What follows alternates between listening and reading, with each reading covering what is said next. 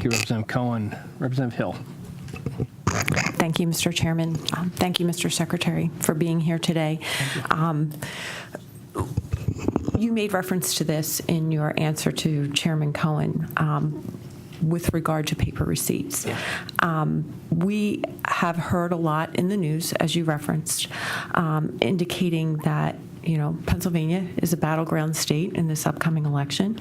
And, according to CBS News, as recently as September 29th, they said that the Commonwealth is, using their words, most vulnerable to hackers. And when you read down through the article, the cybersecurity analyst who they use as their expert said, but, I feel pretty good where I live because I get a paper receipt. I know how I cast my vote. I put this out to constituents back home. I said, we'll be holding this hearing. If you have any thoughts or concerns, email me. Ironically, one of my constituents emailed and said, with regard to the integrity of the election process, I think one obvious and very important step would be to provide a paper receipt to every voter showing who they voted for.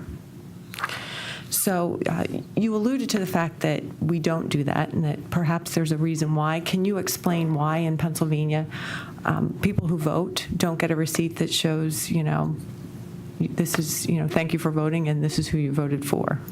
So first, the election code doesn't require it. Doesn't mean that you cannot do it. But the thinking a lot of times have been around the idea that you give someone an actual paper receipt of how they voted. And, there's always that question of whether someone is intimidated by an employer or perhaps someone else that tells you, hey, I want you to vote a certain way, or maybe I'll give you money if you vote a certain way. And the only way you're going to be able to show that or prove that is if you give someone a receipt that then they can turn to a third party to show.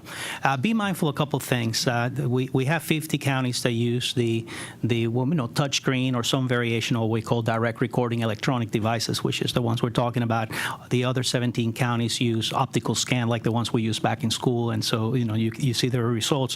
Whether either one of those, even the optical scan, are considered electronic voting systems simply because the way that the ballot is read and tabulated is electronic. But with all of our systems, so at the end of when every person votes, so the last thing they get is actually a screen that tells you this is your votes. This is how they were recorded. This is how they're going to be recorded, which gives you and also alerts you whether you have an undervote and it will not let you do overvotes, which by the way is a good thing. So the voter actually gets to see how they voted. As far as getting the paper receipt, it's almost like an illusory sense of confidence that it's any more accurate, because the reality is that many in the states that have them, many people just drop them, don't take them. Other states have them, but they're under like a clear screen where you kind of see it, but it's quickly and it's a smaller version of it. It's like a printout from a supermarket, and it really doesn't add the value that it appears, that suggestion. But there's ways, again, as I noted, to audit the system, and each of these voting systems have been certified. You mentioned CBS News and the report. I happen to have been in Rob Hanrahan's Face the State.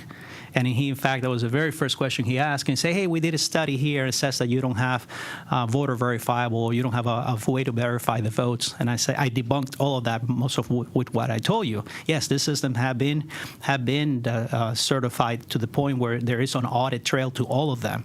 And it may not be that piece of paper, but the system is actually accurate, and it's been tested, because all these machines, again, through the logic and accuracy testing, you can catch whether, in fact, the machine is not going to record votes. And sometimes what you really would have seen is someone that perhaps with a long fingernail may have actually thought that they were pressing for a voter, and it's actually touching the person above. Or you could have a situation where there may be a calibration issue with the machine where you're pressing and it's not taking the votes. But all of those things you catch in the logic and accuracy testing. So by the time you deploy the machines, they're not there. By the way, CVS report is interesting because that person, that so-called expert from Boston or somewhere that spoke about it, at the end he actually said, I think he said, if I were to hack any state, I hack Pennsylvania. And I tell you what, it's easy.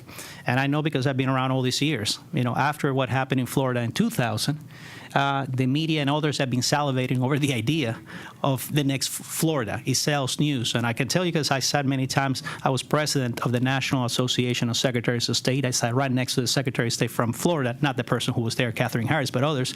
And anytime they talk about elections, they roll their eyes with the Florida fiasco. So in 2004, when I was here, and in 2008, when I was here, it was the same thing. Media and others are always looking for the next Florida, and we haven't given it to them. And that is goes back to the diligence and the professionalism and the safe the checks and balances that we have here at the state and local level. So I feel very confident that in the end, the votes are being cast and recorded accurately. Thank you.